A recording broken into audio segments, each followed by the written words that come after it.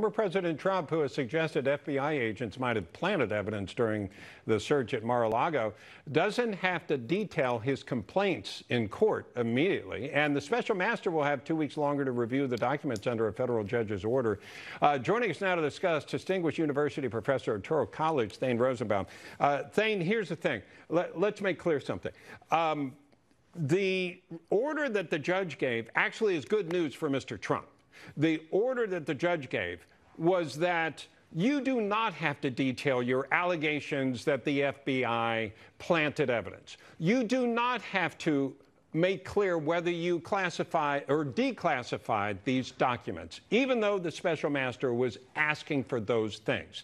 So I wanted to get your take on whether that's a good thing, because special master is supposed to have special master powers, right? But it looks like this judge is just saying, yeah, I'll take that, I won't take that. Well, you're quite right, Bob. In fact, she went even further. She said that President Trump does not have to specify the precise nature of the executive privilege that he's claiming. He can claim executive privilege without saying specifically what it is. Okay. The points that you made are added on to that. Why that's important. Remember, when the special master had his hearing, he said, put up or shut up, right?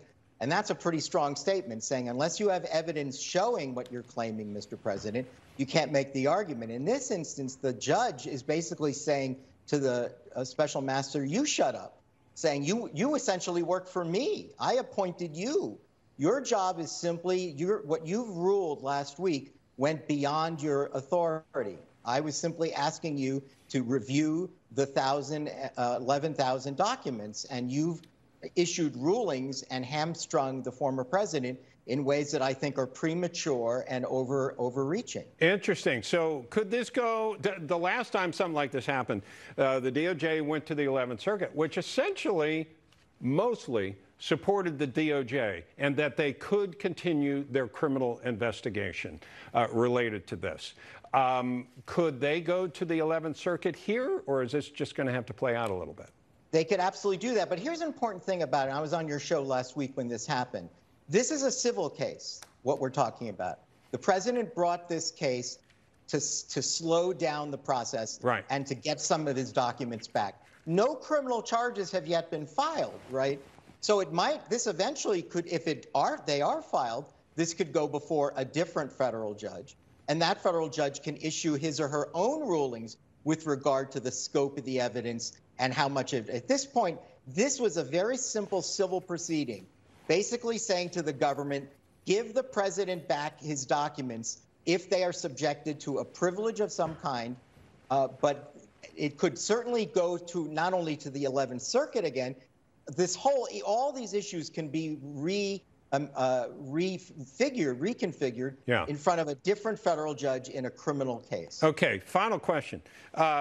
We saw reports that there were 4 previous presidents that had lots of documents, in some cases millions of documents. And I'm going back to Bush 41, Clinton, Bush 43, Obama. And they worked it out, and they weren't charged, and they weren't, there was no, there was no warrant to go seize these documents. Now, was that because they were working better with the DOJ? Or was this politically motivated to go after Trump? Bob, you're hitting a big point here. This is a point that I've raised on your show a number of times.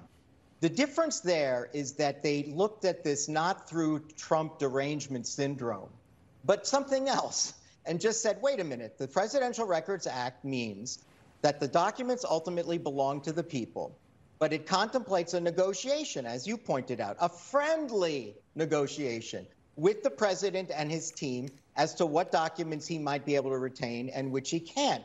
That's how Congress essentially mandated that this look. It never contemplated the idea that a house would get raided and documents seized. Now, the Democrats, Justice Department will say, well, because he took top secret documents or classified documents. I'm not even sure it makes a difference. I don't think it does, Thane. I don't think it makes a difference, because what they're citing is something related to national security, which may or may not involve classified documents. I think that whole argument is moot. I think you're right. I think you're absolutely right. I think that What the difference is that you can't read the Espionage Act and these other criminal codes without also reading the Presidential Records Act. Why? Because the president who takes documents home that he helped create during his administration is not a thief, right? He's not a spy. Okay. Unless you have evidence of the president selling documents to a foreign entity. Which we have seen no evidence of and no allegations of. Right, and that's the main difference why I've always said that those other statutes don't really apply here. They apply to private citizens, the members of the press, the Rosenbergs, Jonathan Pollard, Edward Snowden, Julian Assange. Fair enough. We got to run, Thane. The President of the United States. I appreciate you putting in perspective, Thane Rosenbaum. Always a pleasure. Thank you. Anytime, Bob. Well, folks, tomorrow.